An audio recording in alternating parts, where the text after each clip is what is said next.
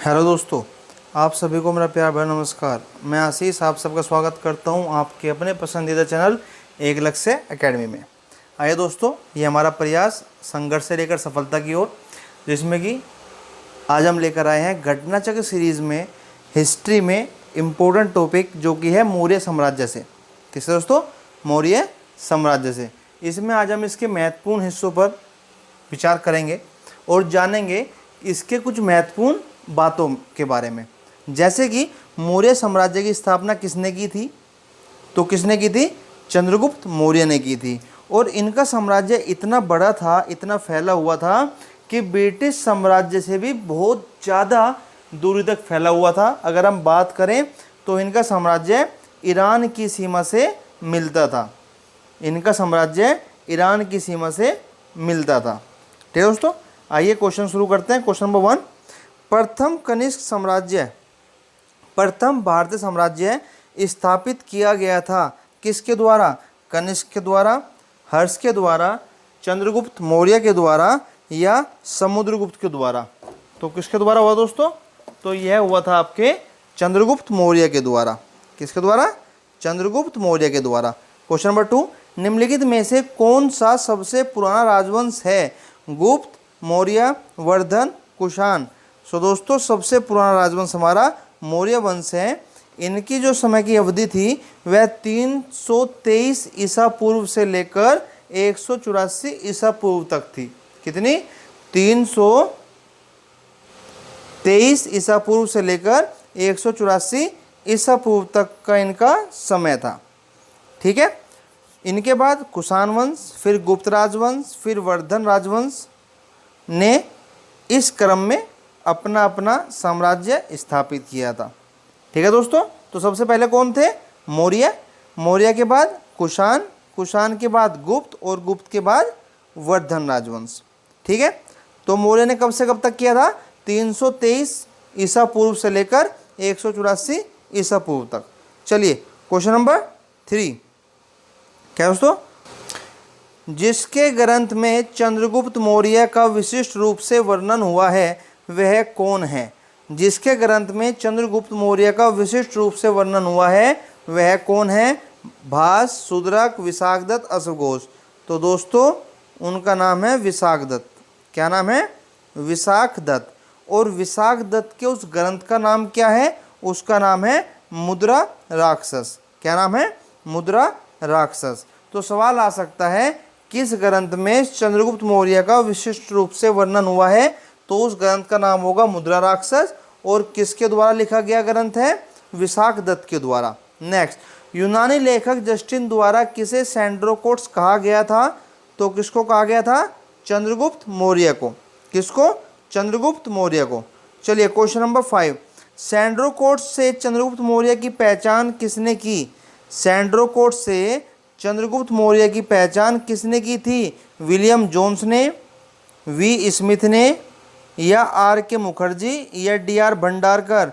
तो William Jones ने सैंड्रोकोट्स से चंद्रगुप्त मौर्य की पहचान की थी। नेक्स्ट, निम्न में से किसने सैंड्रोकोट्स जो कि चंद्रगुप्त मौर्य है और सिकंदर महान की भेंट का उल्लेख किया है? तो किसने किया है? जस्टिन ने किया है। किसने? जस्टिन ने। चलिए क्वेश्चन नंबर 7, कौटिल्य प्रधानमंत्री थे, कौटिल्य प्रधानमंत्री थे किसके? चंद्रगुप्त विक्रमादित्य के, अशोक के, चंद्रगुप्त मौर्य के, या राजा जनक के? तो चंद्रगुप्त मौर्य के प्रधानमंत्री कौन थे? कौटिल्य। और कौटिल्य का अगर मैं आपको बताऊं इन्हें और किस नाम से पुकारा जाता था, तो कौटिल्य को विष्णुगुप्त और चाणक्य इन नामों से भी पुकारा जाता था। ठीक है। सो जब चंद्रगुप्त मौर्य भारत का एक छत्र सम्राट बना तो कौटिल्य उनके प्रधानमंत्री, महामंत्री और प्रधान पुरोहित के पद पर आसीन हुए। ठीक है। और एक और महत्वपूर्ण बात है कि इन्होंने, किसने? कौटिल्य ने या चाणक्य ने या विष्णुगुप्त ने एक राजनीति शास्त्र पर एक राजनीतिक ग्रंथ की रचना की, राजनीतिक शास्त्र ग्रंथ की रचना की। और उस ग्रंथ का नाम क्या था? अर्थशास्त्र। क्या नाम था? अर्थशास्त्र। ठीक है। चलिए क्वेश्चन नंबर 8 पर चलते हैं। चाणक्य अपने बचपन में किस नाम से जाने जाते थे? तो अभी हमने पढ़ा बचपन में वे विष्णुगुप्त के नाम से जाने जाते थे। चलिए क्वेश्चन नंबर 9। चाणक्य का अन्य नाम था भट्टस्वामी, राजशेखर, विशाखदत्त, विष्णुगुप्त। तो हमने पढ़ा अभी विष्णुगुप्त था। कौटिल्य का अर्थशास्त्र है क्या? एक चंद्रगुप्त मौर्य के संबंध में नाटक है, आत्मकथा है, चंद्रगुप्त मौर्य का इतिहास है, या शासन के सिद्धांतों की पुस्तक है? तो ये आपके शासन के सिद्धांतों की पुस्तक है दोस्तों, ठीक है। चलिए क्वेश्चन नंबर 11। निम्नलिखित में से राज्य के सप्तांग के अनुसार, क्या है?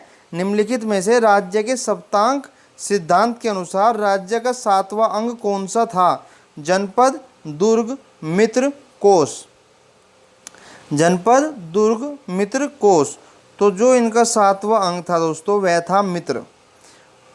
और मित्र जो आपका सुहद्र, राज्य के सप्तांग सिद्धांत के अनुसार राज्य का 7वां अंग है मित्र। तो सुहद्र या मित्र राज्य के कान है, क्या है? कान है। राजा के मित्र शांति एवं युद्धकाल दोनों में ही उसकी सहायता करते हैं। इस संबंध में कौटिल्य एक सहज, आदर्श तथा कृत्रिम मित्र में भेद करते हैं। सहज मित्र कृत्रिम मित्र से अधिक श्रेष्ठ होता है। जिस राजा के मित्र लोभी, कामी और कायर होते हैं उस राजा का विनाश अवश्यंभावी हो जाता है, ठीक है। चलिए क्वेश्चन नंबर 12। कौटिल्य के अर्थशास्त्र में किस पहलू पर प्रकाश डाला गया है? आर्थिक जीवन, धार्मिक जीवन, राजनीतिक नीतियाँ, सामाजिक जीवन। तो हमने अभी पढ़ा कि राजनीतिक नीतियों पर प्रकाश डाला गया है। चलिए क्वेश्चन नंबर 13। निम्नांकित में से किसकी तुलना मैकियावेली से प्रिंस से की जा सकती है? निम्नलिखित में से किसकी तुलना मैकियावेली के प्रिंस से की जा सकती है? कालिदास का मालविकाग्निमित्रम, कौटिल्य का अर्थशास्त्र, वात्स्यायन का कामसूत्र, या तिरुवल्लुवर का तिरुकुरल। तो किसकी तुलना की जा सकती है? आपके अर्थशास्त्र की। जो कौटिल्य का अर्थशास्त्र है उसकी तुलना मैकियावेली के प्रिंस से की जा सकती है। नेक्स्ट, किसके शासनकाल में डिमेकस भारत आया था? किसके शासनकाल में डिमेकस भारत आया था? चंद्रगुप्त मौर्य के शासनकाल में, अशोक, बिंदुसार या कनिष्क? तो आपके बिंदुसार के शासनकाल में डिमेकस भारत आया था। ऐसा वृत्तांत हमें मिला है स्ट्रेबो के अनुसार सीरिया के राजा एंटियोकस ने डिमेकस नामक अपना एक राजदूत बिंदुसार की राजसभा में भेजा था। यह मेगास्थनीज के स्थान पर आया था, ठीक है। चलिए क्वेश्चन नंबर 15। पाटलिपुत्र में स्थित चंद्रगुप्त का महल मुख्यतः बना था। जो पाटलिपुत्र में चंद्रगुप्त का महल था वो है किस चीज़ से बना था? ईंटों से, पत्थरों से, लकड़ी से या मिट्टी से? तो दोस्तों जान के हैरानी होगी आप लोगों को कि वह लकड़ी का बना हुआ महल था। किसका? लकड़ी का बना हुआ महल था। किस प्राचीन नगर में अवशेष कुम्हरार स्थल से प्राप्त हुए हैं? किस प्राचीन नगर के अवशेष कुम्हरार स्थल से प्राप्त हुए हैं? वैशाली, पाटलिपुत्र, कपिलवस्तु, श्रावस्ती? तो पाटलिपुत्र नगर के अवशेष कुम्हरार स्थल से प्राप्त हुए हैं, ठीक है। और ये कुम्हरार है कहाँ पर? ये बिहार में पटना के समीप बुलंदीबाग एवं कुम्हरार है। कहाँ पर है? बिहार में पटना के समीप है, ठीक है। चलिए क्वेश्चन नंबर 17 पे चलते हैं। बुलंदीबाग प्राचीन स्थान है। बुलंदीबाग प्राचीन स्थान था कपिलवस्तु का, पाटलिपुत्र का, श्रावस्ती का, वाराणसी का? तो बिहार के पटना जो पहले पाटलिपुत्र था उसके पास बुलंदीबाग और आपका कुम्हरार दोनों, ठीक है। चलिए नेक्स्ट, निम्नलिखित में से किस मौर्य राजा के दक्कन की विजय प्राप्त की थी? निम्नलिखित में से किस मौर्य राजा ने दक्कन की विजय प्राप्त की थी? अशोक, चंद्रगुप्त, बिंदुसार, कुषाण? तो चंद्रगुप्त में दक्कन की विजय प्राप्त की थी, ठीक है। Very good. चलिए दोस्तों क्वेश्चन नंबर 19। मालवा, गुजरात एवं महाराष्ट्र किस शासक ने पहली बार जीता? मालवा, गुजरात एवं महाराष्ट्र किस शासक ने पहली बार जीता? हर्ष ने, स्कंदगुप्त ने, विक्रमादित्य ने, चंद्रगुप्त मौर्य ने। तो किसने जीता?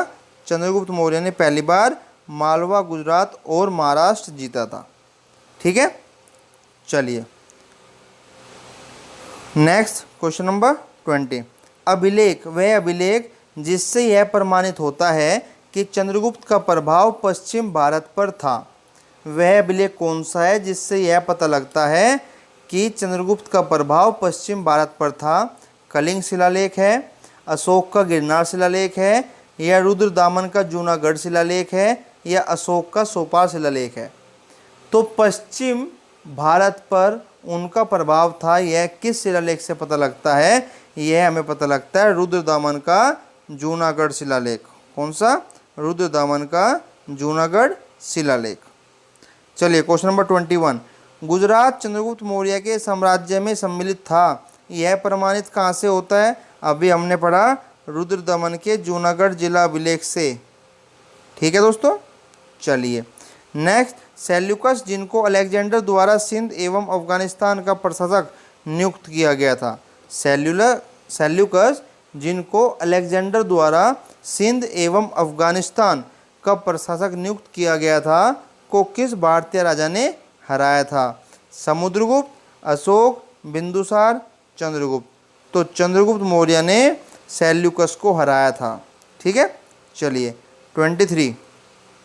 चंद्रगुप्त मौर्य ने सेल्यूकस को किस वर्ष में पराजित किया था? 317, 315, 305 या 300? तो 305 ईसा पूर्व में 305 ईसा पूर्व में चंद्रगुप्त मौर्य ने सेल्यूकस को हराया था। ठीक है, चलिए नेक्स्ट। किसने सहिष्णुता, उदारता और करुणा किसने सहिष्णुता, उदारता और करुणा के त्रिविध आधार पर राजधर्म की स्थापना की थी? अशोक ने, अकबर ने, रंजीत सिंह ने या शिवाजी ने? तो किसने की थी? अशोक ने। ध्यान देना दोस्तों, सहिष्णुता, उदारता और करुणा के त्रिविध आधार पर राजधर्म की स्थापना किसने की थी? तो सम्राट अशोक ने इसकी स्थापना की थी। ठीक है, अशोक ने अपनी प्रजा के विशाल समूह को ध्यान में रखकर एक ऐसे व्यवहारिक धर्म का प्रतिपादन किया जिसका पालन आसानी से सब कर सके। अशोक का धर्म सदाचार था, धर्म था। ये एक ऐसे नैतिक नियम थे जिनका संप्रदाय विशेष से कोई संबंध नहीं था और जो मानवता के कल्याण के लिए घोषित किए गए थे। सहिष्णुता, उदारता एवं करुणा उसके त्रिविध आयाम थे। ठीक है ना, सहिष्णुता, उदारता और करुणा त्रिविध आयाम थे। चलिए क्वेश्चन नंबर 25।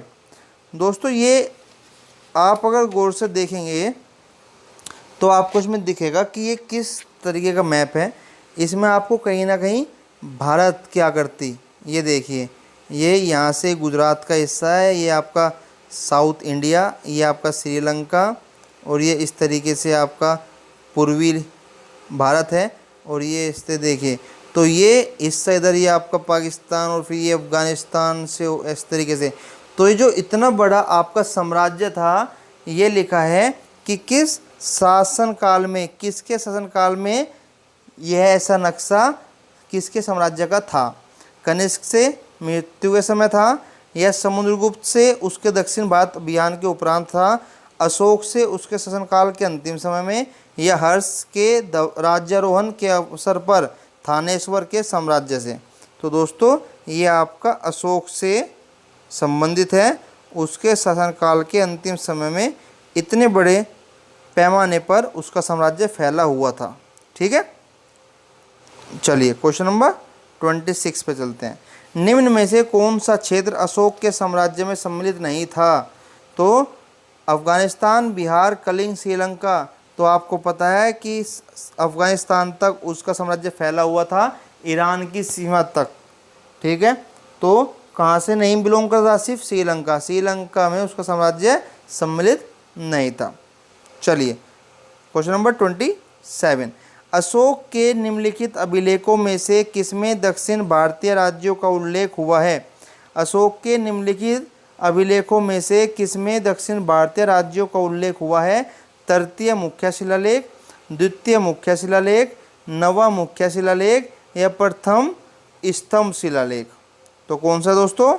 आपका द्वितीय मुख्य शिलालेख से दक्षिण भारतीय राज्यों का उल्लेख हुआ है। ठीक है, किससे? द्वितीय मुख्य शिलालेख से। अशोक के अभिलेखों को 3 वर्गों में विभाजित किया गया है। पहला शिलालेख, दूसरा स्तंभलेख, तीसरा गुहालेख। ठीक है, इनको ध्यान रखना, शिलालेख, स्तंभलेख, गुहालेख। अशोक ने जो द्वितीय बृहत शिलालेख में चोल, पांड्य, सत्यपुत्र, केरलपुत्र आदि दक्षिण भारतीय राज्यों का उल्लेख मिलता है। किसमें? द्वितीय बृहत शिलालेख में चोल, पांड्य, सत्यपुत्र, केरलपुत्र, इसमें दक्षिण भारतीय राज्यों का उल्लेख मिलता है। तो उत्तर क्या होगा? द्वितीय मुख्य शिलालेख में। चलिए 28, भारत का प्रथम अस्पताल एवं औषधि बाग निर्माण करवाया था किसने? अशोक ने, चंद्रगुप्त मौर्य ने, भगवान महावीर ने या धन्वंतरि ने? तो ये अशोक ने इसका निर्माण करवाया था। ठीक है, चलिए नेक्स्ट क्वेश्चन नंबर 29। अशोक ने बोध होते हुए भी हिंदू धर्म में आस्था नहीं छोड़ी, इसका प्रमाण कहाँ से मिलता है? तीर्थ यात्रा, मोक्ष में विश्वास, देवनाम प्रिय की उपाधि या पशु चिकित्सालय खोले थे? तो दोस्तों इसका आपको प्रमाण मिलता है देवनाम प्रिय की उपाधि से। अशोक 269 ईसा पूर्व के लगभग मगध के राज सिंहासन पर बैठा। कब? 269 ईसा पूर्व। उसके अभिलेखों में सर्वत्र उसे देवनाम प्रिय, मतलब कि देवानाम पियदसी कहा गया है। क्या? देवानाम पियदसी कहा गया है, जिसका अर्थ है देवताओं का प्रिय या देखने में सुंदर। इससे उसके हिंदू धर्म में आस्था के संकेत मिलते हैं। चलिए नेक्स्ट 29 हो चुका, 30 पे आते हैं। निम्नलिखित में से किस स्रोत में अशोक के राज्यकाल में तृतीय बौद्ध समिति होने का उल्लेख मिलता है? निम्नलिखित में से किस स्रोत में अशोक के राज्यकाल में तृतीय बौद्ध समिति होने का उल्लेख मिलता है? अशोक के अभिलेख, दीपवंश, महावंश, दिव्यावदान। तो किससे मिलता है बताइए? अशोक के अभिलेख से मिलता है, दीपवंश से मिलता है, महावंश से मिलता है या दिव्यावदान से मिलता है? तो सुनिए, सिंहली अनुश्रुतियाँ दीपवंश तथा महावंश के अनुसार अशोक के राज्यकाल में पाटलिपुत्र में बौद्ध धर्म की तृतीय संगति हुई। इसकी अध्यक्षता किसने की थी? मोगगलीपुत्र। किसने? मोगगलीपुत्र तीस नामक प्रसिद्ध बौद्ध भिक्षु ने की थी। इसका मतलब दीपवंश भी सही है, महावंश भी सही है। इसका मतलब आपका ऑप्शन बी इसका करेक्ट आंसर हो जाएगा। Next question number 31। अशोक के शासनकाल में बौद्ध सभा किस नगर में आयोजित की गई थी? अभी हमने पढ़ा कहाँ पर? पाटलिपुत्र में की गई थी। नेक्स्ट, निम्नलिखित मौर्य शासक बौद्ध धर्म के अनुयायी थे। जो नीचे शासक नाम दिए गए हैं, इनमें से कौन से शासक बौद्ध धर्म के अनुयायी थे? चंद्रगुप्त, अशोक, बिंदुसार, दशरथ। चंद्रगुप्त, अशोक, बिंदुसार, दशरथ। तो दोस्तों आपके अशोक तो आपको पता ही है बौद्ध धर्म के अनुयायी थे। उनके अलावा जो आपके दशरथ थे, ये दोनों ही आपके बौद्ध धर्म के अनुयायी थे। इसका मतलब 2 और 4, ये किस में है? 2 और 4 आपका ऑप्शन डी करेक्ट हो जाएगा। ठीक है, चलिए 33। रज्जुक कौन थे? चोल राज्य के व्यापारी, मौर्य शासन के अधिकारी या गुप्त साम्राज्य के सामंत वर्ग या शक सेना में अधिकारी? तो ये थे मौर्य शासन में अधिकारी। कौन थे? रज्जुक मौर्य शासन में अधिकारी थे। अशोक के अभिलेखों में रज्जुक नाम अधिकारी का उल्लेख मिलता है। अपने चौथे स्तंभ, कौन सा? चौथे स्तंभ लेख में अशोक रज्जुकों में पूर्ण विश्वास प्रकट करते हुए कहते हैं, जिस प्रकार माता पिता योग्य धात्री के हाथों में बच्चे को सौंपकर आश्वस्त हो जाते हैं, उसी प्रकार मैंने ग्रामीण जनता के सुख के लिए रज्जुकों की नियुक्ति की है। रज्जुकों की स्थिति आधुनिक जिलाधिकारी जैसी थी, जिसे राजस्व तथा न्याय दोनों क्षेत्रों में अधिकार प्राप्त थे।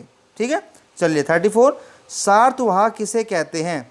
सार्तवाह किसे कहते हैं? तो मौर्य काल में व्यापारिक काफिलों, मौर्य काल में व्यापारिक काफिलों को सार्तवाह की संज्ञा दी गई है और इसका उल्लेख हमें कौटिल्य के द्वारा लिखी हुई अर्थशास्त्र से प्राप्त होता है। तो सार्तवाह किसे कहते हैं? व्यापारियों के काफिले को। किसको? व्यापारियों के काफिले को सार्तवाह कहते हैं। चलिए क्वेश्चन नंबर 35, निम्नलिखित में से कौन सा अधिकारी मौर्य प्रशासन का भाग नहीं था? निम्नलिखित में से कौन सा अधिकारी मौर्य प्रशासन का भाग नहीं था? अग्रहारिक, युक्त, प्रादेशिक, राजूक। राजूक तो आपने पढ़ा, ठीक है। अब बात आती है अग्रहारिक से कि ये अग्रहारिक क्या थे, फिर युक्त क्या थे, राजूक और प्रादेशिक। तो युक्त क्या थे? ये जिले के पदाधिकारी होते थे जो राजस्व वसूल करते थे। क्या करते थे? राजस्व वसूल करते थे। राजूक ये पहले केवल राजस्व विभाग का ही कार्य करते थे, किंतु बाद में इन्हें न्यायिक अधिकार भी प्रदान कर दिए गए थे। फिर प्रादेशिक, यह मंडल का प्रधान अधिकारी था। यह वर्तमान में संभागीय आयुक्त की तरह था, इसे न्याय का भी कार्य करना पड़ता था। तो हमारा युक्त भी ऑप्शन है, राजूक भी है और प्रादेशिक भी है। तो कौन सा उसका भाग नहीं था? अग्रहारिक, मौर्य प्रशासन का अधिकारी का कोई भाग नहीं था। युक्त भी था, राजूक भी था और प्रादेशिक भी था। ठीक है, चलिए 36, सारनाथ स्तंभ का निर्माण किया था किसने? हर्षवर्धन ने, अशोक ने, गौतम बुद्ध ने या कनिष्क ने? तो अशोक ने सारनाथ स्तंभ का निर्माण किया था। 37, निम्नलिखित में से किसे सर्वश्रेष्ठ स्तूप मानते हैं? निम्नलिखित में से किसे सर्वश्रेष्ठ स्तूप मानते हैं? अमरावती को, भरहूत को, सांची को, सारनाथ को। अमरावती को, भरहूत को, सांची को, सारनाथ को। तो सबसे सर्वश्रेष्ठ स्तूप माना जाता है सांची स्तूप को। ठीक है, सांची स्तूप को। इसके बारे में जानते हैं। स्थापत्य कला, आर्किटेक्चरल डिजाइन के दृष्टिकोण से सांची के स्तूप को सर्वश्रेष्ठ माना गया है। मतलब इसका आर्किटेक्चर, इसका स्थापत्य इतना अच्छा था कि उसके हिसाब से इसको सर्वश्रेष्ठ माना गया है। सांची जो कि मध्य प्रदेश के रायसेन जिले में स्थित है, इसका निर्माण अशोक ने कराया था। इस स्तूप का आरंभिक काल 3री शताब्दी ईसा पूर्व था। कब? 3री शताब्दी ईसा पूर्व था। ठीक है, चलिए नेक्स्ट 38, सांची का स्तूप किस शासक ने बनवाया था? अभी हमने पढ़ा, किसने बनवाया था? अशोक ने। किसने? अशोक ने। सारनाथ भी अशोक ने और सांची का स्तूप भी अशोक ने बनवाया था। चलिए 39, एक तरफ स्थान है, एक तरफ उनके स्मारक हैं। तो क्या है? कौशाम्बी, कुशीनगर, सारनाथ, श्रावस्ती। धमेक स्तूप, घोषेदाराम मठ, रानाबल स्तूप, सहेत महेत। ठीक है दोस्तों, तो ऑप्शन क्या होगा? कौशाम्बी है आपका घोषिताराम मठ। क्या है? कौशाम्बी है आपका घोषिताराम मठ, कुशीनगर है आपका रानाबल स्तूप, सारनाथ है आपका धमेक स्तूप और श्रावस्ती है आपका सहेत महेत। ठीक है, कौशाम्बी आपका है घोषिताराम मठ, कुशीनगर है रानाबल स्तूप, सारनाथ है धमेक स्तूप, श्रावस्ती है सहेत महेत। तो आपका ये हो गया A2, B3, C1, A2, B3, C1 और D4। ऑप्शन सी आपका ये करेक्ट आंसर हो गया दोस्तों। ठीक है, चलिए क्वेश्चन नंबर 40, तीर्थ यात्रा के समय सम्राट अशोक निम्नलिखित स्थानों पर गए, उन्होंने किस मार्ग का अनुगमन किया? नीचे दिए गए कोड से सही उत्तर चुनिए। गया, कपिलवस्तु, कुशीनगर, लुम्बिनी, सारनाथ, श्रावस्ती। इनको आपको क्रम में लगाना है। तो मैं आपको इनके लिए इनकी पूरी वृत्तांत सुना देता हूँ। बौद्ध धर्म ग्रहण करने के बाद अशोक ने आखेट, आखेट मतलब घूमे फिरे, तथा विहार यात्राएं रोक दी तथा उनके स्थान पर धर्म यात्राएं प्रारंभ की। क्या की? धर्म यात्राएं प्रारंभ की। वह महात्मा बुद्ध के चरण चिन्हों से पवित्र हुए स्थानों में गए। जहाँ जहाँ भगवान बुद्ध गए थे वहाँ वहाँ अशोक भी गए और स्थानों में गया तथा उनकी पूजा की। सर्वप्रथम उसने बोध गया की यात्रा की। कहाँ पर? सबसे पहले बोध गया। उसकी यात्राओं का क्रम इस प्रकार है: गया, कुशीनगर, लुम्बिनी, कपिलवस्तु, सारनाथ, श्रावस्ती। गया, कुशीनगर, लुम्बिनी 3 और लुम्बिनी के बाद आपका आता है कपिलवस्तु, कपिलवस्तु के बाद सारनाथ और सारनाथ के बाद श्रावस्ती। तो ये आपका हो गया 1 3 4 1 3 4 2 5 6 1 3 4 2 5 6 जो कि आपका है ऑप्शन नंबर बी। ठीक है दोस्तों, चलिए क्वेश्चन नंबर 41। अशोक के शिलालेख में प्रयुक्त भाषा है कौन सी? जो अशोक के शिलालेख लिखे हुए हैं उनमें कौन सी भाषा का इस्तेमाल किया गया है? संस्कृत, प्राकृत, पाली, हिंदी। संस्कृत, प्राकृत, पाली, हिंदी। तो प्राकृत भाषा का उपयोग उनमें किया गया है दोस्तों। कौन सी भाषा का? प्राकृत भाषा का। हम जानते हैं कि अशोक के अभिलेख जो हैं उनका 3 हिस्सों में विभाजन किया गया है। एक शिलालेख है, एक स्तंभ लेख है और तीसरा गुहा लेख है। शिलालेख 14 विभिन्न लेखकों का एक समूह है। कितना? 14 विभिन्न लेखों का एक समूह है शिलालेख, जो 8 अलग अलग जगह पर प्राप्त हुए हैं। कहाँ कहाँ पर? शाहबाज गढ़ी में, मानसेरा में, कालसी में, गिरनार में, धौली में, जोगढ़ में और एरागुड़ी और सोपारा में। अशोक के अधिकांश अभिलेख प्राकृत भाषा एवं ब्राह्मी लिपि में लिखे गए हैं। केवल 2 अभिलेखों शाहबाजगढ़ी और मानसेरा की लिपि ब्राह्मी न होकर खरोष्टी है। तक्षशिला से आरमेक लिपि में लिखा गया। एक मगन अभिलेख सरेकुना नामक स्थान से यूनानी तथा आरमेक लिपियों में लिखा गया द्विभाषीय यूनानी एवं सीरियाई भाषा अभिलेख तथा लंगमान नामक स्थान से आरमेक लिपि में लिखा गया अशोक का अभिलेख प्राप्त हुआ है। ठीक है दोस्तों, इन चीज़ों को याद रखना। नेक्स्ट, निम्नांकित में से कौन सा अशोक कालीन अभिलेख खरोष्टी लिपि में है? अभी आपको बताया खरोष्टी में कौन सा है, जो कि आपका शाहबाजगढ़ी में है। कहाँ पर है? शाहबाजगढ़ी में। तो ऑप्शन सी इसका आंसर हो जाएगा। नेक्स्ट 43, पत्थर पर प्राचीनतम शिलालेख किस भाषा में थे? तो आप सब जानते हैं पत्थर पर जो प्राचीनतम लेख थे वह प्राकृत भाषा में थे। नेक्स्ट, ब्राह्मी लिपि का प्रथम उद्वाचन किस पर उत्कीर्ण अक्षरों से किया गया? तो यह भी आपका पत्थर की पट्टियों पर ही किया गया था ब्राह्मी लिपि का। ठीक है, चलिए 45, अशोक के शिलालेख को सर्वप्रथम किसने पढ़ा था? वूलर ने, रॉबर्ट सेबेल ने, जेम्स प्रिंसेप ने या क्रोडिगटन ने? तो किसने पढ़ा था? जेम्स प्रिंसेप ने। जेम्स प्रिंसेप ने सबसे पहले अशोक के शिलालेखों को पढ़ा था।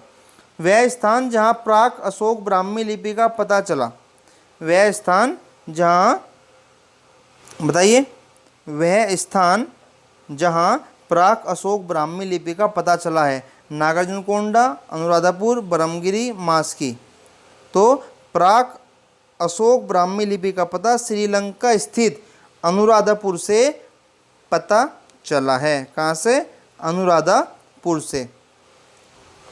और कुछ और अभिलेखों से भी लिपि का साक्ष्य मिला है, जैसे कि पीपर हवा, सोहगोरा या महास्थान से। ठीक है, याद रखना इनको, पीपर हवा, सोहगोरा या महास्थान से। चलिए क्वेश्चन नंबर 47, प्राचीन भारत में निम्नलिखित में से कौन सी एक लिपि दाईं ओर से बाईं ओर, जैसे कि उर्दू लिखी जाती है, कौन सी लिपि दाईं ओर से बाईं ओर लिखी जाती थी? तो कौन सी लिपि थी दोस्तों? ब्राह्मी, नंदनागरी, शारदा, खरोष्टी। तो खरोष्टी लिपि आपकी दाईं ओर से बाईं ओर लिखी जाती है या लिखी जाती थी।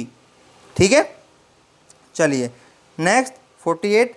अशोक का अपने शिलालेखों में सामान्यतः जिस नाम से उल्लेख हुआ है वह है क्या?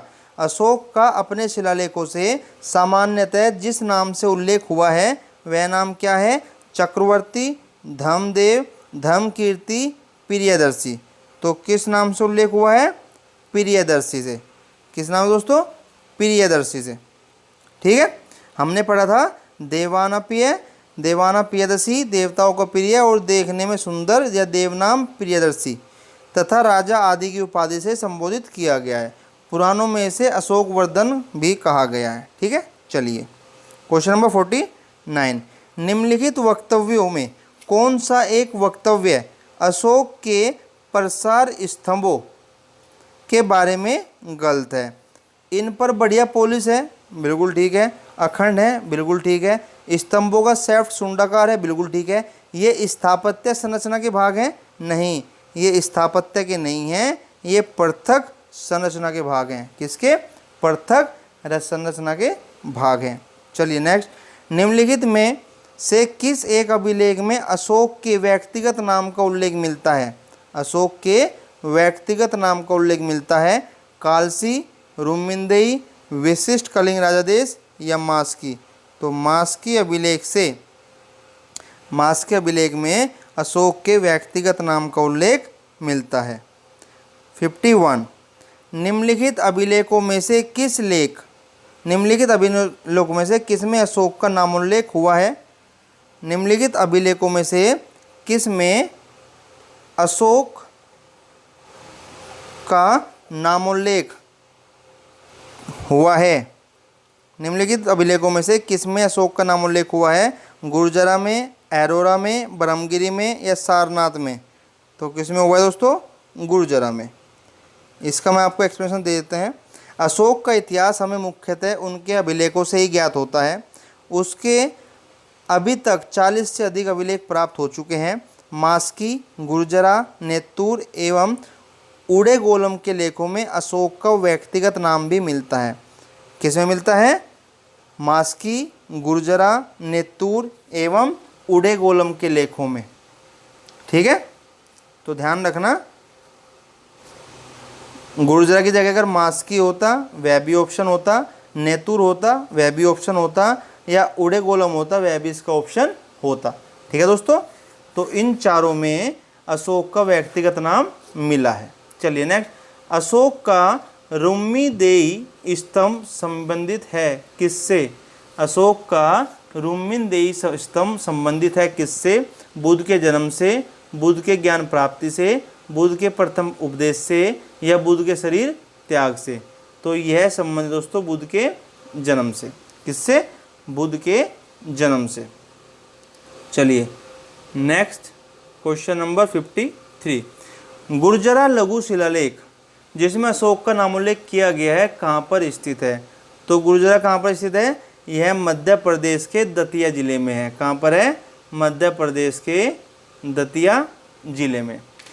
केवल यह स्तंभ जिसमें अशोक ने स्वयं को मगध का सम्राट बताया है, केवल वह स्तंभ जिसमें अशोक ने स्वयं को मगध का सम्राट बताया है, मास्की, रुम्मीदेई, कुइन स्तंभ या भाबरू स्तंभ? कौन सा स्तंभ है? तो वह है आपका भाबरू स्तंभ। कौन सा? भाबरू स्तंभ। और भाबरू जो बैराट भी कहते हैं, यह भाबरू या बैराट स्तंभ लेख में अशोक ने स्वयं को मगध का सम्राट बताया है। और यह अभिलेख अशोक को बौद्ध धर्मावलंबी प्रमाणित करता है। ठीक है, चलिए क्वेश्चन नंबर 55। कालसी प्रसिद्ध है क्यों?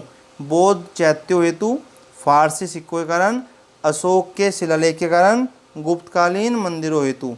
तो यह है अशोक के शिलालेख के कारण जो कालसी है वह प्रसिद्ध है। ठीक है, चलिए उत्तराखंड में सम्राट अशोक के शिलालेखों की एक प्रति कहाँ पर मिली है? नैनीताल, पौड़ी, टिहरी, कालसी? तो आपने अभी पढ़ा कालसी के ऊपर स्थित है क्योंकि कालसी में सम्राट अशोक के शिलालेख प्राप्त हुए हैं। ठीक है, चलिए 57। कलिंग युद्ध की विजय तथा सत्यों का वर्णन अशोक के किस शिलालेख में है? किस शिलालेख में है? शिलालेख प्रथम, द्वितीय, 12वीं या 13वीं? तो किसमें है? शिलालेख 13वीं शिलालेख में कलिंग युद्ध की विजय और सत्यों का वर्णन मिलता है। ठीक है दोस्तों, अशोक के राज्यकाल की पहली बड़ी घटना कलिंग युद्ध एवं इस अशोक की विजय थी। अशोक के 13वें शिलालेख से इस युद्ध के संदर्भ में स्पष्ट साक्ष्य मिलते हैं। यह घटना अशोक के शासनकाल के 8वें वर्ष अर्थात 261 ईसा पूर्व में घटित हुई थी और इस शिलालेख में उसने कलिंग युद्ध से हुई पीड़ा पर अपना दुख और पश्चाताप व्यक्त किया है। नेक्स्ट, कलिंग युद्ध का विवरण हमें ज्ञात होता है किससे? अभी आपने पढ़ा 13वीं शिलालेख से। किससे? 13वीं शिलालेख से। चलिए, अशोक के निम्न अभिलेखों में से पूर्ण रूपेण धार्मिक सहिष्णुता के प्रति समर्पित कौन सा अभिलेख है? अशोक के निम्न अभिलेखों में से पूर्ण रूपेण धार्मिक सहिष्णुता के प्रति समर्पित कौन सा अभिलेख है? तो वह है शिलालेख 13, शिलालेख 12, स्तंभलेख 7वां या भाबरू लघु शिलालेख।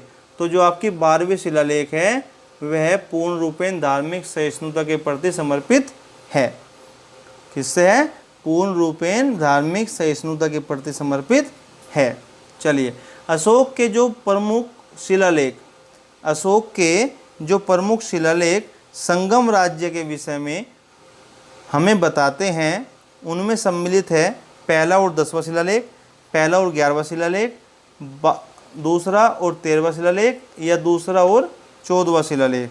तो इसमें दोस्तों आपका दूसरा और 13वां शिलालेख संबंधित हैं।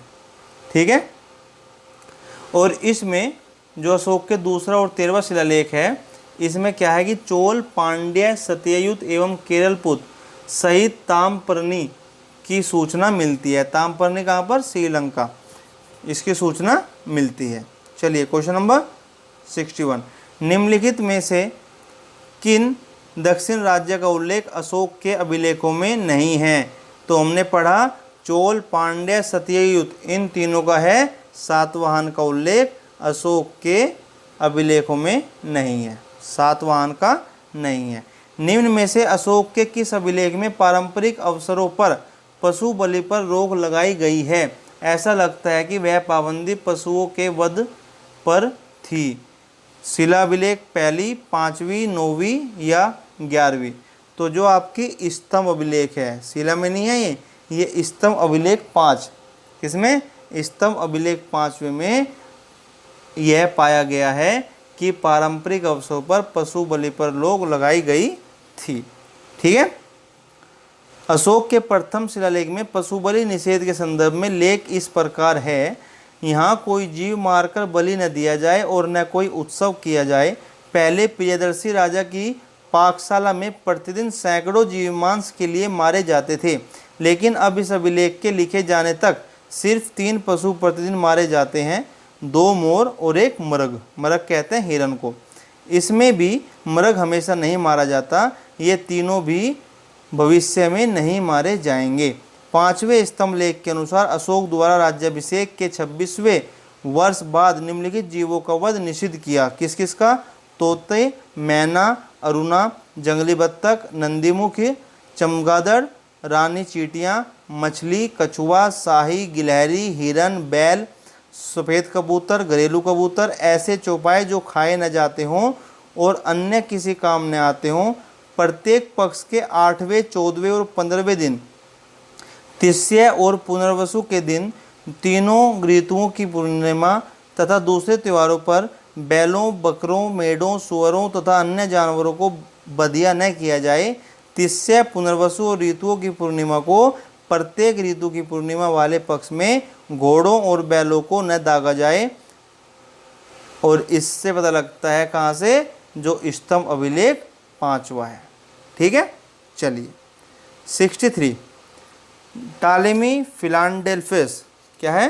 टालेमी फिलाडेल्फियस, जिसके साथ अशोक के राजनय संबंध थे, कहाँ का शासक था? साइरोन, मिस्र, मैकदोनिया, सीरिया, तो यह मिस्र का शासक था। अशोक का समकालीन तुर्मै कहाँ का राज्य था? अशोक के समय का ही, जब अशोक अपने भारत में राज्य था, साम्राज्य था, उस समय फैला हुआ था शासन, तो उसी समय का जो तुर्मै शासक था वह कहाँ का था? मिस्र, कोरिंथ, मैसेडोनिया, सीरिया, तो कहाँ का? मिस्र का। कहाँ का? मिस्र का शासक था। मौर्य शासक अशोक के 13वें शिलालेख से यह ज्ञात होता है कि अशोक के 5 यवन राजाओं के साथ मैत्रीपूर्ण संबंध थे। किसके? यवन राजा, जिनमें अंतियोक, जो कि एंटियोक द्वितीय, थियोस सीरिया का शासक था, तुर्मै या तुर्मै, टालेमी द्वितीय, फिलाडेल्फस मिस्र का राजा। तुर्मै को ही टॉलेमी फिलाडेल्फस कहा जाता है, ध्यान रखना। अंतकिनी, जिसको एंटीगोनस गोनातास, एंटीगोनस गोनातास को अंतकिनी कहते हैं, जो कि मैसिडोनिया का राजा था। और मग, जो कि साइरिन का शासक था। अलिक सुंदर, अलेक्जेंडर एपाहिरस या एपिरस का राजा। ठीक है, चलिए गुड। निम्नलिखित में से किस राजवंश के शासकों के सुदूर देशों जैसे सीरिया एवं मिस्र के साथ राज के संबंध थे? तो हमने अभी पढ़ा किसके थे? मौर्य के। किसके? मौर्य राजवंश के शासकों के। निम्नलिखित प्राचीन भारतीय अभिलेखों में से कौन सा एक खाद्यान्न को देश में संकट काल में उपयोग हेतु सुरक्षित रखने के बारे में प्राचीनतम शाही आदेश है? सोगोरा ताम्रपत्र, अशोक का रुक्मिणी देवी स्तंभ लेख, प्रयाग प्रशस्ति, चंद्र का महरौली स्तंभ शिलालेख। दोबारा सुन लीजिए, निम्नलिखित प्राचीन भारतीय अभिलेखों में से कौन सा एक खाद्यान्न को देश में संकट काल में उपयोग हेतु सुरक्षित रखने के बारे में प्राचीनतम शाही आदेश है? तो वह कौन सा है? वह आपका सोगोरा ताम्रपत्र है। क्या है? सोगोरा ताम्रपत्र। मिला कहाँ से है? गोरखपुर जिले से मिला है। कहाँ से? गोरखपुर जिले से मिला है। और बोगरा जिला, जो कि बांग्लादेश में है, वहाँ से प्राप्त महास्थान अभिलेख की रचना अशोककालीन प्राकृत भाषा में हुई है। ठीक है, चलिए नेक्स्ट 67 कथन दिए हुए हैं दोस्तों। एक है अशोक ने कलिंग को मौर्य साम्राज्य में जोड़ लिया था। अशोक ने कलिंग को मौर्य साम्राज्य में जोड़ दिया था, बिल्कुल ठीक है। कलिंग दक्षिण भारत को जाने वाले स्थलीय एवं समुद्री मार्गों को नियंत्रित करता था, बिल्कुल ठीक है। तो दोस्तों दोनों ही सही हैं, और यह इसका कारण भी सही है क्योंकि इसकी वजह से ही उसने कलिंग को मौर्य साम्राज्य में जोड़ा था। तो आपका ऑप्शन ए इसका बिल्कुल सही हो जाएगा। नेक्स्ट 68 फिर कथन है मौर्यकालीन शासकों ने धार्मिक आधार पर, मौर्यकालीन शासकों ने धार्मिक आधार पर भू अनुदान नहीं दिया था। धार्मिक आधार पर, बिल्कुल सही। भू अनुदान के विरुद्ध कृषकों ने विद्रोह किया था? नहीं, ऐसा कुछ नहीं था, लेकिन उन्होंने सिर्फ धार्मिक आधार पर भू अनुदान नहीं दिया था और किसानों ने उसको कोई विद्रोह नहीं किया था। तो इसमें आपका सिर्फ सी सही है कि ए सही है और आर गलत है। ठीक है दोस्तों, क्योंकि जो धार्मिक आधार पर भूमिदान का अगर हम सबसे पहले साक्ष्य मानते हैं वह मिलता है हमें सातवाहन के समय से। कहाँ से? सातवाहन के समय के अभिलेख से प्राप्त होता है। ठीक है, और भूमिदान के लिए किसानों का कोई भी विद्रोह का वर्णन कहीं से भी हमें प्राप्त नहीं होता है। चलिए 69 प्रसिद्ध यूनानी राजदूत मेगास्थनीज भारत में किसके दरबार में आए थे? तो हमने शुरू में पढ़ा था चंद्रगुप्त मौर्य के शासनकाल में आए थे। मेगास्थनीज ने भारतीय समाज को कितनी श्रेणियों में विभाजित किया? मेगास्थनीज ने भारतीय समाज को कितनी श्रेणियों में विभाजित किया? तो उन्होंने किया है 7 श्रेणियों में। और वे 7 श्रेणी कौन सी हैं? दार्शनिक, कृषक, पशुपालक, कारीगर, योद्धा, निरीक्षक और मंत्री। किसमें? दार्शनिक, कृषक, पशुपालक, कारीगर, योद्धा, निरीक्षक और मंत्री। ठीक है, चलिए 71 निम्नलिखित में से किस स्रोत में उल्लिखित है कि प्राचीन भारत में दास्तां नहीं थी? अर्थशास्त्र, मुद्रा राक्षस, वायु पुराण, मेगास्थनीज की इंडिका। तो जो मेगास्थनीज के द्वारा लिखा हुआ ग्रंथ है, जिसको आप इंडिका के नाम से उनकी किताब जानी जाती है, उसमें यह उल्लिखित है कि प्राचीन भारत में दास्ता नहीं थी। चलिए क्वेश्चन नंबर 72, मौर्य काल में टैक्स को छुपाने या टैक्स की चोरी के लिए कौन सी सज़ा दी जाती थी? मृत्युदंड, सामानों की कुर्की जिसको जब्ती कहते हैं, कारावास या उपरोक्त में कोई नहीं?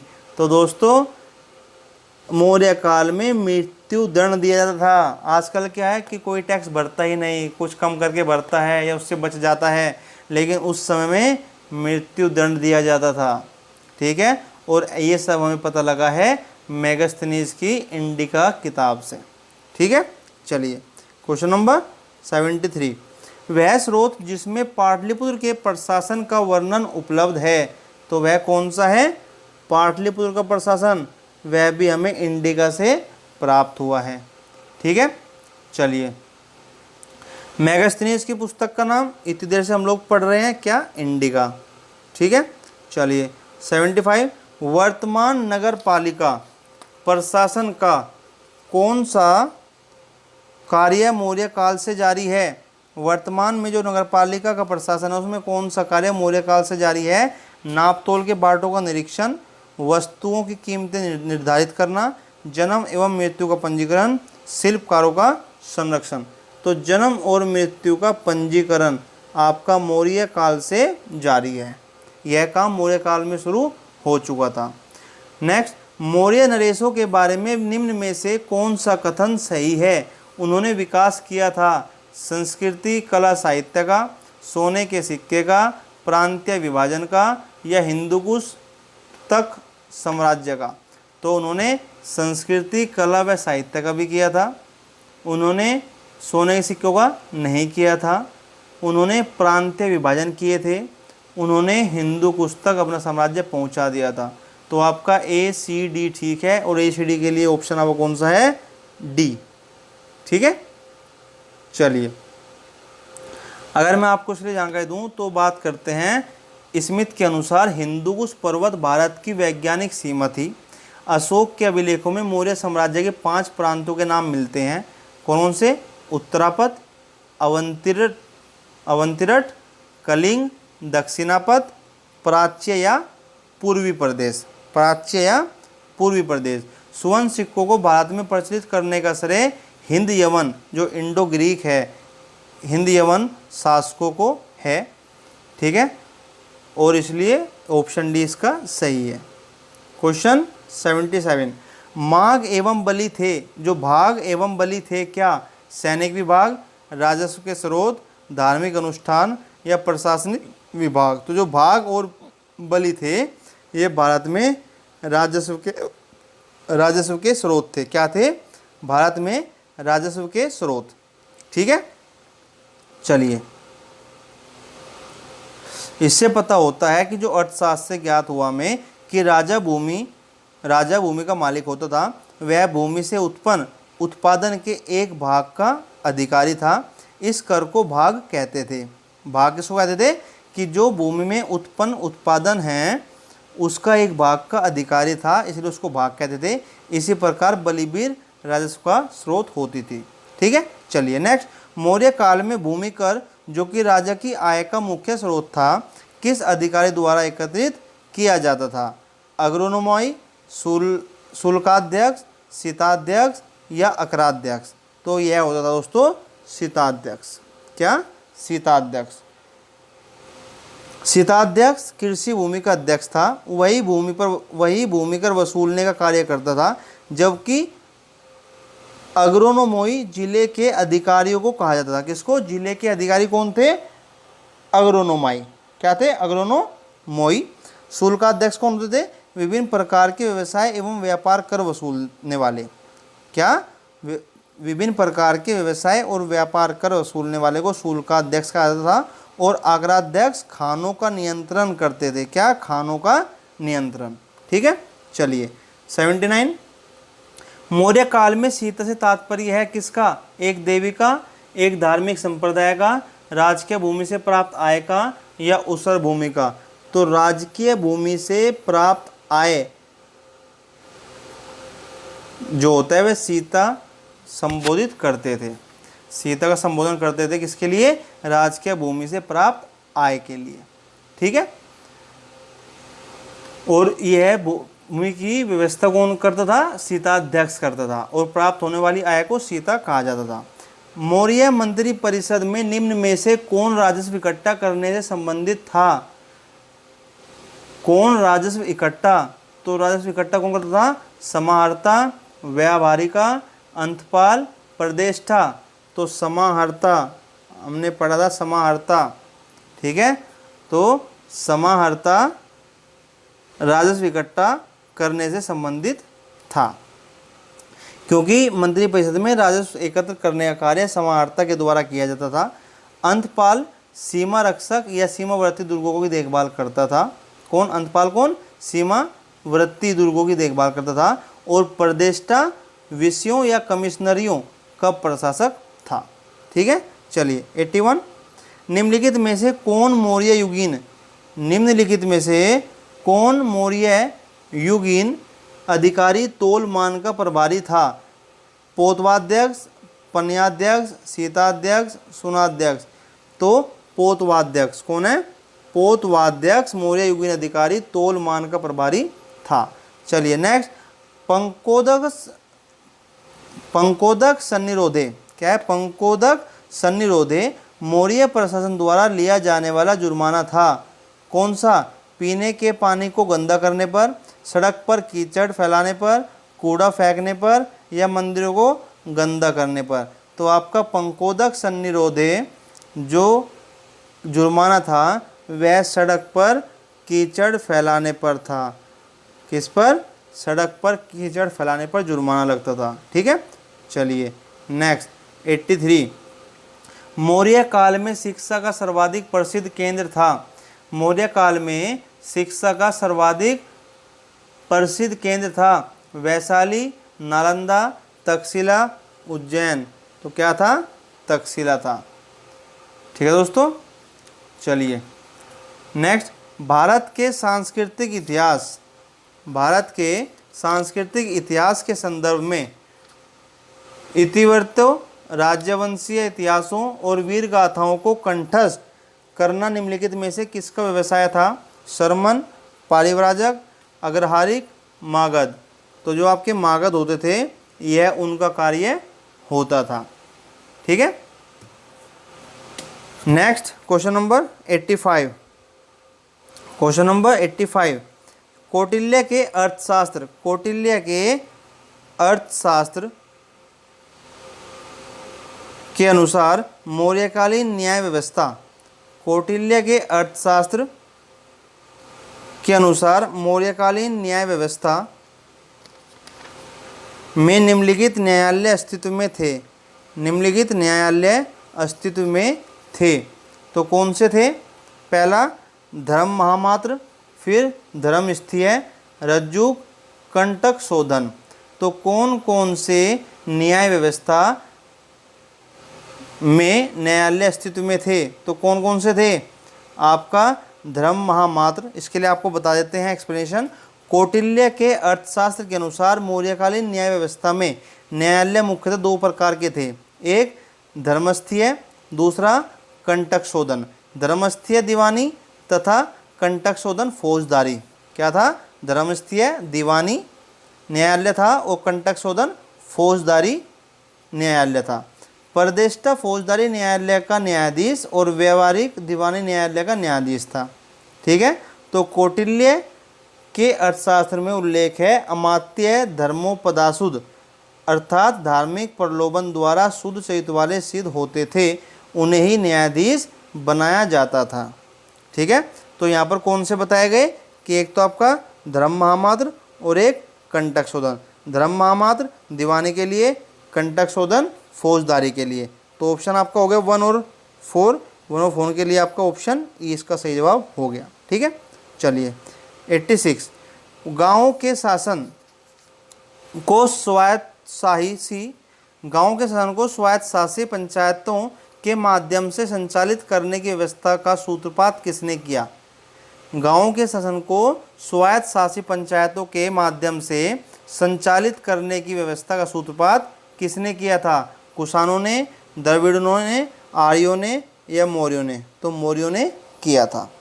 नेक्स्ट, प्राचीन भारत के निम्नलिखित ग्रंथों में से किसमें पति द्वारा परित्यक्त पत्नी के लिए विवाह विच्छेद की अनुमति दी गई है? प्राचीन भारत के निम्नलिखित ग्रंथों में से किसमें पति द्वारा परित्यक्त पत्नी के लिए विवाह विच्छेद की अनुमति दी गई है? तो किसमें है? आपके अर्थशास्त्र में। किसमें है? अर्थशास्त्र में। जी। नेक्स्ट क्वेश्चन नंबर 88, निम्नलिखित में से किसमें पुनर्विवाह वर्जित है? निम्नलिखित में से किसमें पुनर्विवाह वर्जित है? जातक, मनुस्मृति, याज्ञवल्क्य और अर्थशास्त्र। तो किसमें है? मनुस्मृति में। मनुस्मृति में पुनर्विवाह वर्जित है। नेक्स्ट, विदेशियों को भारतीय समाज में मनु द्वारा दिया गया सामाजिक स्तर था क्या?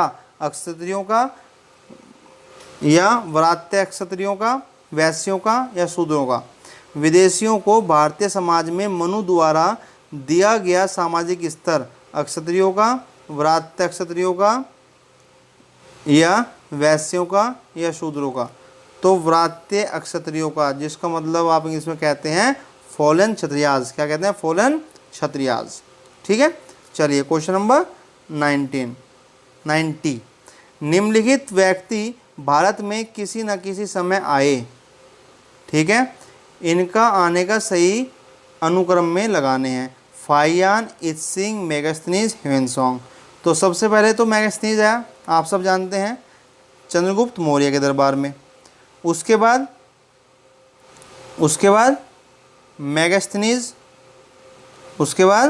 मेगास्थनीज, फिर चीनी यात्री फाहियान, और फाहियान के बाद इत्सिंग। तो आपका जो इसमें क्रम बना वह बना मेगास्थनीज, फाहियान, ह्वेनसोंग और इत्सिंग। ठीक है, तो 3, 1, 4, 2, 3, 1, 4, 2 इस क्रम में ये आए थे। ठीक है दोस्तों, चलिए और आपको बताएं तो किसमें, तो मेगास्थनीज चंद्रगुप्त मौर्य के दरबार में, उसके बाद फाहियान चंद्रगुप्त द्वितीय के समय में, और चीनी यात्री जो ह्वेनसोंग था ये हर्षवर्धन के समय में, और इत्सिंग 7वीं सदी में भारत आया चीनी यात्री था। ठीक है, चलिए अंतिम मौर्य सम्राट कौन था? जालोक, अवंतिवर्मा, नंदीवर्धन या बृहद्रथ? कौन था? बृहद्रथ। अंतिम मौर्य शासक बृहद्रथ था। बृहद्रथ की हत्या इसके सेनापति पुष्यमित्र शुंग ने, किसने की? पुष्यमित्र शुंग के द्वारा 184 ईसा पूर्व में की गई। पुष्यमित्र शुंग, फिर अगला शासन इसका ही आएगा। ठीक है ना। चलिए बृहद्रथ याद रखना आखिरी सम्राट, मौर्य सम्राट था। सूची दी गई है दोस्तों। सूची में क्या है? राजा के नाम चंद्रगुप्त, बिंदुसार, अशोक, चाणक्य, और उन्हें क्या बुलाया जाता था दूसरी तरफ वह लिखा है। तो आपको पता है चाणक्य को विष्णुगुप्त, चंद्रगुप्त को सेंड्रोकोट्स, अशोक को पियदसी और बिंदुसार को अमित्रघात। तो इसमें आपका हो गया A2, B3, A2, B3, C1, A2, B3, C1 और D4। दैट मीन्स आपका ऑप्शन सी इसका सही जवाब हो जाएगा। ठीक है, चलिए 93, निम्न कथनों पर विचार करना है। कथन क्या है? अंतिम मौर्य शासक बृहद्रथ की हत्या उसके प्रधान सेनापति पुष्यमित्र शुंग ने की थी। बिल्कुल ठीक है। अंतिम शुंग राजा देवभूति की हत्या उसके ब्राह्मण मंत्री वासुदेव कण्व ने की और उसने राज सिंहासन हथिया लिया। क्या ऐसा हुआ था? बिल्कुल सही है भाई। उधर तो पुष्यमित्र ने की, इधर उसके वंशज के साथ ऐसा हुआ। तीसरा, आंध्र ने कण्व राजवंश के अंतिम शासक को पद वंचित किया था। आंध्र ने कण्व राजवंश के अंतिम शासक को पद से वंचित किया था। बिल्कुल सही है। तो ये तीनों सही हैं, तीनों का मतलब आपका ऑप्शन डी बिल्कुल ठीक हो जाएगा। चलिए 94, ईसवी सन के पूर्व की कुछ शताब्दियों में निम्नलिखित में से किन शासकों ने गिरनार क्षेत्र में जल संसाधन व्यवस्था की और उसकी ओर ध्यान दिया? ठीक है, तो महापद्मनंद, चंद्रगुप्त मौर्य, अशोक, रुद्रदामन। तो किसने किया? तो दोस्तों यह काम किया चंद्रगुप्त मौर्य ने और आपके अशोक ने। तो ऑप्शन 2 और 3 इसमें आपका हो जाएगा बी।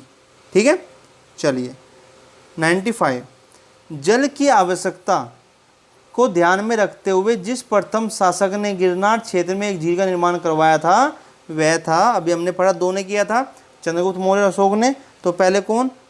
चंद्रगुप्त मौर्य थे, तो उन्होंने उसमें झील का आविष्कार कराया था। ठीक है, चलिए 96, निम्नलिखित में से किस अभिलेख में चंद्रगुप्त और अशोक दोनों का उल्लेख किया गया है? किस अभिलेख में चंद्रगुप्त और अशोक दोनों का उल्लेख किया गया है? गौतमीपुत्र सातकर्णी की नासिक प्रशस्ति, माँ क्षत्रप रुद्रदामन का जूनागढ़ अभिलेख, या अशोक का गिरनार अभिलेख, या स्कंदगुप्त का जूनागढ़ अभिलेख? तो इसमें दोस्तों आपका उत्तर है महाअक्षत्रप रुद्रदामन का जूनागढ़ अभिलेख। इसमें चंद्रगुप्त और अशोक दोनों का उल्लेख किया गया है। नेक्स्ट 97, बराबर पहाड़ी की गुफाएं। कौन सी? बराबर पहाड़ी की गुफाएं के विषय में निम्न में से कौन सा एक सही नहीं है? बराबर पहाड़ी पर कुल 4 गुफाएं हैं, बिल्कुल ठीक है। और वे 4 गुफाएं हैं बिल्कुल, जिसमें से 3 गुफाएं की दीवारों पर अशोक के लेख उत्कीर्ण है। ठीक है। तीसरा, 3 गुफाओं की दीवार पर अशोक के अभिलेख उत्कीर्ण है, बिल्कुल ठीक है। सी, ये अभिलेख इन गुफाओं को आजीविकाओं को समर्पित होने का उल्लेख करते हैं, बिल्कुल ठीक है। चौथा, ये अभिलेख ईसा पूर्व 6ठी शताब्दी के हैं, नहीं, ये जो अभिलेख हैं 3री सदी ईसा पूर्व से संबंधित हैं, 6ठी से नहीं है, 3री सदी ईसा पूर्व से संबंधित हैं। तो इसमें आपका ऑप्शन जो डी होगा यह सही नहीं है। ठीक है दोस्तों। क्वेश्चन नंबर 98, कौन सा युग्म सही सुमेलित है? Lothal, ancient dockyard, Sarnath, first sermon of Buddha, Rajagiri, lion capital of Ashok, Nalanda great seat of Buddhist learning. तो सही सुमेलित कौन से हैं इसमें? लोथल, एंशिएंट डॉकयार्ड, भाई पुराना बंदरगाह है, बिल्कुल सही बात है। सारनाथ, बुद्ध ने सबसे पहले यहाँ पर सीख दी थी, बिल्कुल ठीक है। उसके बाद Rajagiri, loyal capital of Ashok, क्या ऐसा है? नहीं, Rajagiri lion capital of Ashoka का युग्म गलत है, ठीक है, क्योंकि यहाँ पे होगा सारनाथ। ठीक है ना। तो Nalanda great seat of Buddhist learning, बिल्कुल ठीक है। ठीक है दोस्तों। तो इसमें जो आपका ऑप्शन आएगा कौन से सही हैं? ये तीसरा और चौथा, ये दोनों सही हैं, राजगिरी और नालंदा। ठीक है। अगर लोथल की बात की जाए, लोथल एंशिएंट डॉकयार्ड, ये भी ठीक है। उसके बाद Sarnath first sermon of Buddha और Nalanda great seat of Buddhist, ये सभी सही हैं। लेकिन Rajgiri lion capital of Ashoka का युग्म गलत है, इस युग्म का सही स्थान सारनाथ होगा। ठीक है ना। तो ऑप्शन सी इसके लिए ठीक रहेगा, क्योंकि 1, 2, 4 ये ठीक हैं, बाकी तीसरा गलत है, तो वह इसमें इन्वॉल्व नहीं होगा। ठीक है दोस्तों। सो दोस्तों, ये थे हमारे मौर्य साम्राज्य से वेरी वेरी इंपॉर्टेंट क्वेश्चन। अगर आप इनको एक बार अच्छे से और सुन लोगे, 2 बार सुन लोगे, नोट्स बना लोगे, तो इससे आपका एक भी प्रश्न गलत नहीं होगा दोस्तों। ठीक है। साथ बने रहने के लिए आपका बहुत बहुत धन्यवाद। उम्मीद करता हूँ कि आपको ये मटेरियल बहुत पसंद आया होगा। इसी तरह के अच्छे से मटेरियल पाने के लिए साथ जुड़े रहिए। मिलते हैं अगली वीडियो में कुछ अच्छे प्रश्नों के साथ। तब तक के लिए नमस्कार, धन्यवाद, राम राम दोस्तों।